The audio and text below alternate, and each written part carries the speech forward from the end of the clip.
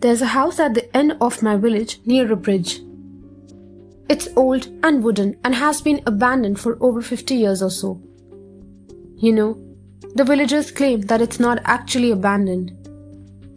They claim it's still inhabited by something. They never really talk about what this something is. All I know and have been told is to stay as far away from that house as I can. That's what all the kids at my village have been told growing up. Was I ever curious?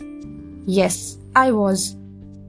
But I choose to not disobey my parents. Ryan, however, was the exact opposite of me.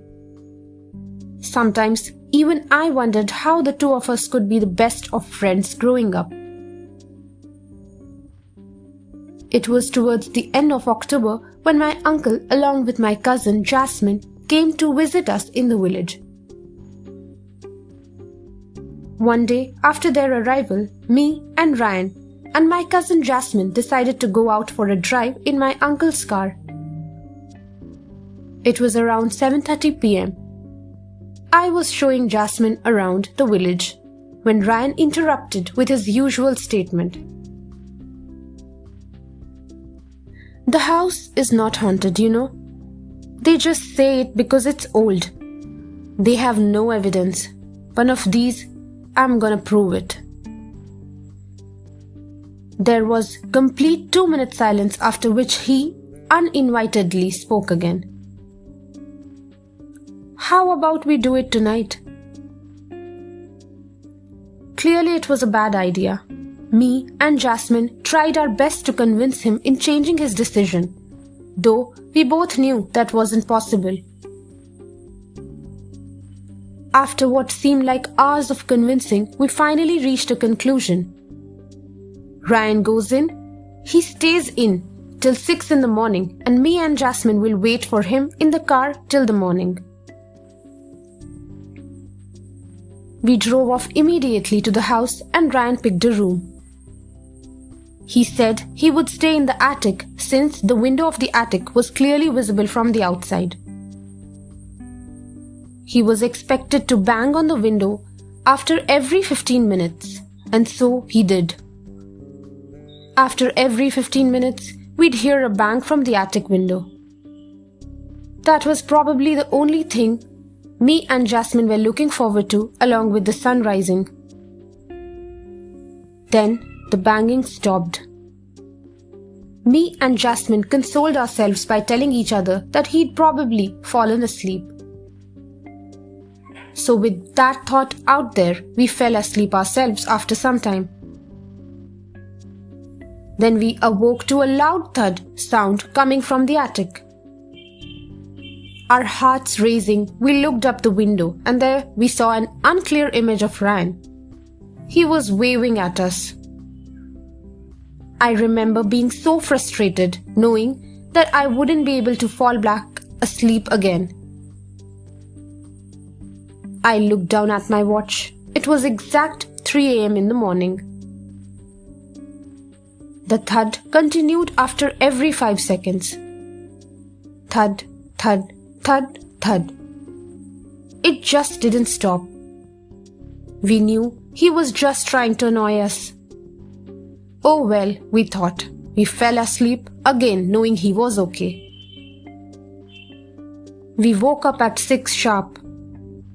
We could still hear the thud. We honked. The only response that there was the sound of the thud. That loud thud. We got out of the car knowing he wanted to show off first. He obviously wanted us to come looking at him still alive. We walked inside and I remembered not being scared. I remember believing that there was no evil there.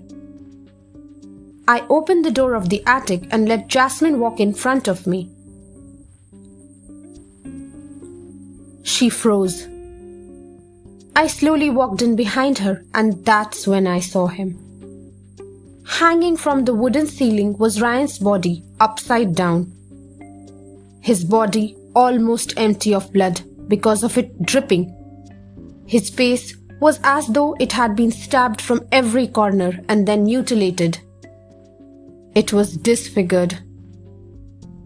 His head was banging against the wooden wall close to the attic window. It made a loud thud sound after every 5 seconds. Me and Jasmine rushed outside. We started the car, we drove fast. We did not look back.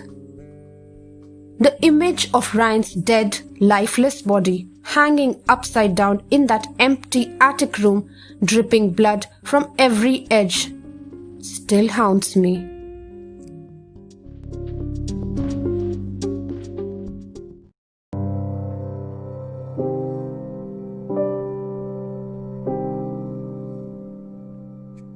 When Vivian was a young girl, she was extremely fond of sketching. The first picture she drew in school was of a blue car going down a highway surrounded with mountains. She drew that even though she had never seen a mountain. Another time, she drew a picture of a bird. It was sitting inside a house with lamp besides her. When her teacher asked her about her odd pictures, she replied, "It's what my body tells me to draw." As she grew older and older, the urge to enter an art college grew with her, and finally she reached the right age and she got into her dream college. She would fight with her dad every day and eventually moved out to live with her girlfriend. But this didn't affect her college life at all. In fact, she was doing great. Or at least that's what she thought. She got called over by her art teacher later that day.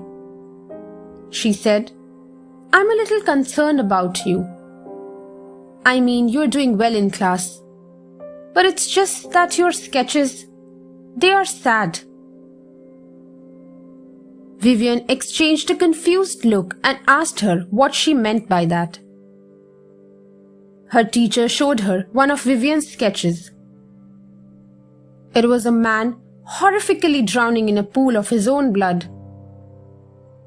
And then there was a picture of these little things chewing Vivian's skin off. Vivian replied, "The first picture is of my father. He normally goes out for a swim during the night, and that's not supposed to be his blood in the pool. It's just what my body told me to draw." When she got home that day, she took out all her odd sketches. It was supposed to be for fun. She came across the first sketch she drew in college. Then, the first sketch she drew in school. The one of the blue car. Her girlfriend pointed towards the sketch and said, "Hey, isn't that the exact same car you own?" Vivian thought of it as only a coincidence until her girlfriend pointed towards another picture of hers. The one of the bird. She took out her mobile phone and showed Vivian the exact same picture that the girlfriend had taken. The moment Vivian tried to convince herself that this too was a coincidence, she received a call from her mom. It was her dad. He died last night in the pool filled with his own blood. It turned out a rock had hit him in the head, and so he died. But that didn't really make sense. After her father's funeral, Vivian dropped out of the art college and swore never to touch a pencil ever again. She finally realized that something was using her body as a vessel to bring evil into the world. She later went out of town with her girlfriend. She had never seen the mountains before, so she thought that they might see them. They took this highway to see the mountains.